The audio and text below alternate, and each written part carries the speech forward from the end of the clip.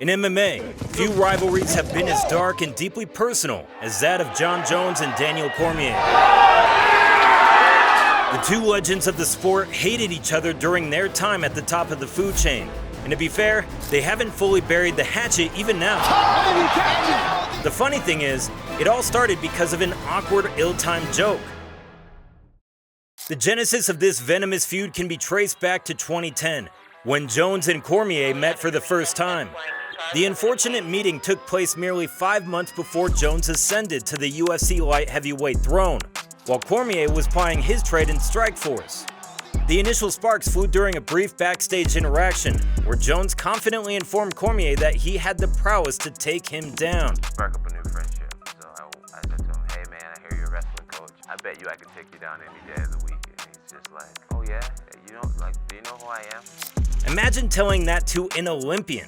Now, it was clear that Jones said what he said jokingly, and spark up a new friendship. But the GOAT's words rubbed Cormier the wrong way.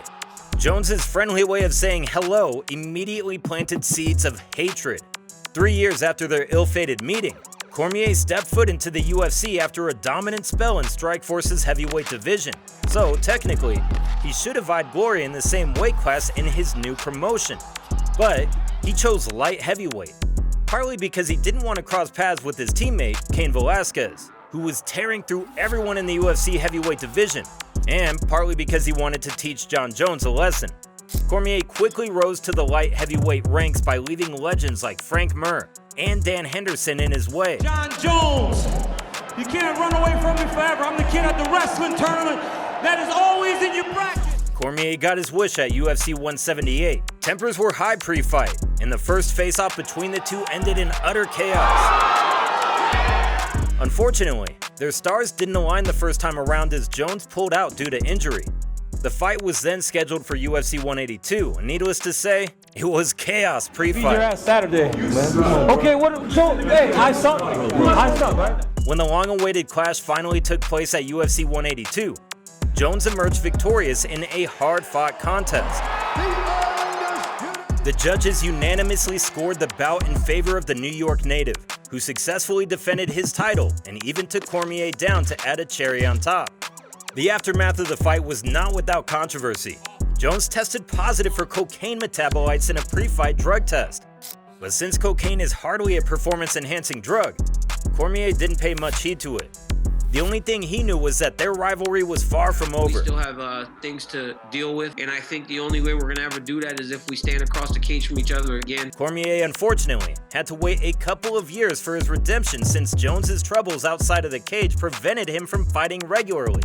Months after beating Cormier, Jones was stripped of his belt due to his involvement in a hit-and-run incident, meaning that he was no longer in his fight against Anthony Rumble Johnson at UFC 187. Cormier was asked to fill in for Jones, and he seized the opportunity by claiming the vacant title and began his reign as the new champion.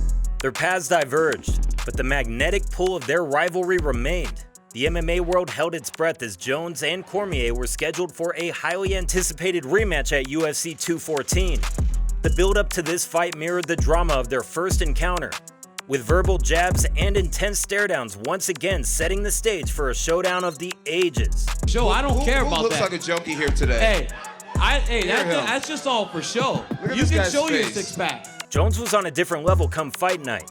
He picked Cormier apart on the feet for 2 rounds, before finishing him in the 3rd. For Cormier, that was the end of their rivalry, if there ever was one. I don't know, man. I thought the fight was going well. I don't even know what happened.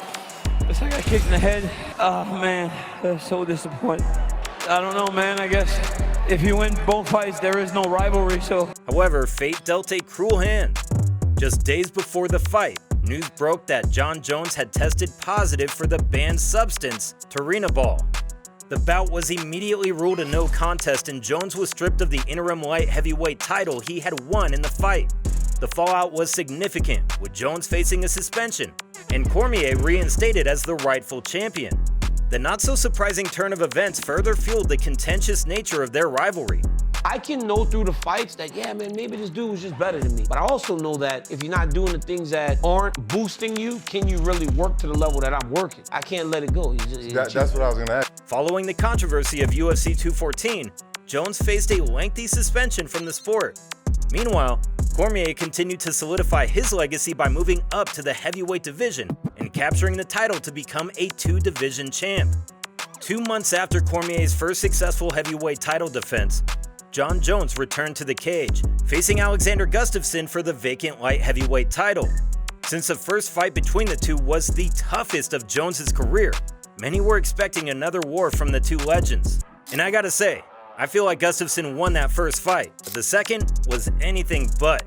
Jones dominated and stopped Gustafsson to win the belt once again. The ideal fight at that time should have been a trilogy between Jones and Cormier, right? Unfortunately not. I'm a realist, you know. Daniel Cormier is a special athlete, and everyone can be beat. And I think my greatest chance of losing would be to a guy like Daniel Cormier, with giving him a power and strength advantage over me. It just doesn't make sense. While Jones defended his light heavyweight belt a few more times, Cormier faced Stipe Miocic in a trilogy for the ages at heavyweight.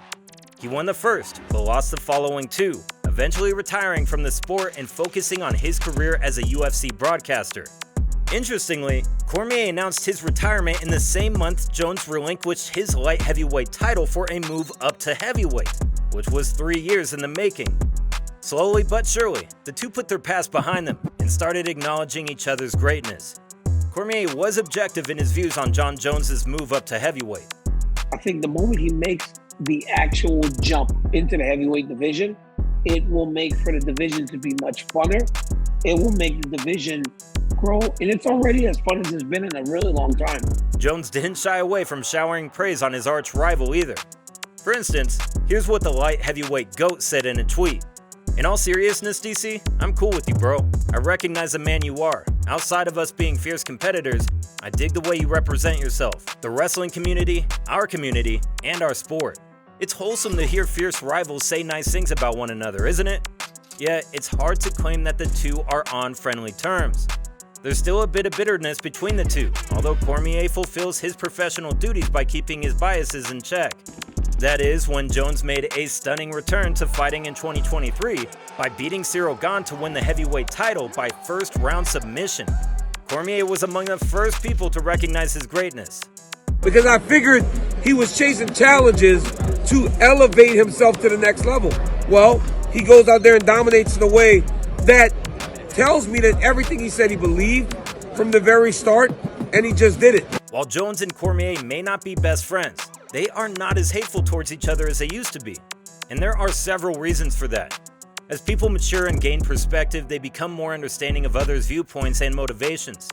With time, individuals often develop a broader outlook on life, allowing them to let go of past grievances and animosities. There are shifts in personal or professional priorities that contribute to a decrease in bitterness. More so, as people focus on new goals or experiences, they find it less worthwhile to hold on to grudges from the past. Both Cormier and Jones are going through that phase in their lives where fighting isn't their utmost priority, since they've already achieved everything. Perhaps in the future, there could be a moment when these two individuals share a cup of coffee, reflecting on days gone by. But before that happens, Jones would like to conquer the GOAT of the heavyweight division, Stipe Miocic. The two were expected to fight at UFC 295, but Jones unfortunately had to pull out due to a torn pectoral. Uncle Dana says they'll fight next year, and maybe both will ride into the sunset. There are just too many unknowns, so the wise thing for us to do is just sit back and enjoy the ride while it lasts, right? Feel free to share your thoughts on the intense rivalry between Daniel Cormier and Jon Jones in the comments section below. Do you think Gustafsson won that first fight? If you enjoyed the content of this video, don't forget to subscribe to our channel and hit the notification bell to stay updated with our latest releases. Your support means a lot to us. Thank you for watching. Don't forget to keep your guard up, and we look forward to having you with us in the next one. Peace.